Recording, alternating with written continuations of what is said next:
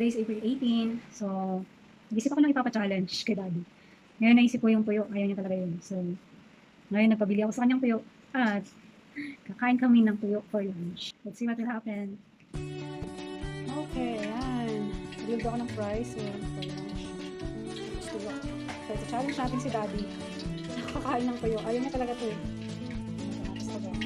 Kaya sabi ko, gagawa ko ng fries para kumain siya ng tuyo. Ayan na guys, ang tuyo. Excited na ako lumakin. Ayan na, ang tuyo. This is our vinegar, sausawan, ketchup and mayonnaise for the gulay and french fries. Okay, taste test, Daddy. Alright, here we go. This is his first time eating stinky fish. This is my first time. Tuyo. First time for the bigger size. The last time you ate was not so bad. That's Bite right into it, right? That's delicious. You already took all the bones out? No, you eat like that. That's crispy already. Put it all. Dip it in the vinegar. And you eat tomatoes with it. And then you It's eat. better with the vinegar. And then you eat with the rice. With a lot of rice. Use your bare hands. I have to. Yes. You give me a fork. That's the purpose of it. The rice really softens the blood. So how was it? That's okay. Silo, taste the tuyo. Have some. Dipinin na suka. You don't like it? There you go. You also have boiled eggs there, right? I remember. You slice the boiled egg into two. Huh? Boiled eggs. What about it? Eat with the tuyo. So that's how we eat Seems to tuyo. go pretty good. Should be salted egg, but you were not able to buy salted egg. Well, the fish is salty enough, I think. It's like anchovies. Okay, so I'm gonna set this camera so that I will eat with you guys.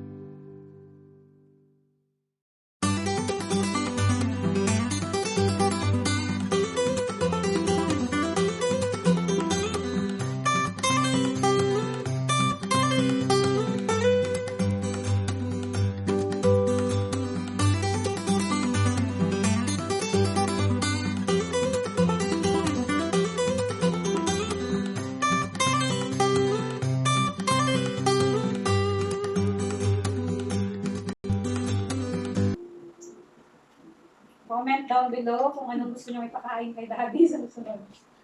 Maybe balot? No. Clue? No. Balot? I don't know. I might try it one of these days, but I don't think so. Probably not. Ayan ah. The fish is okay.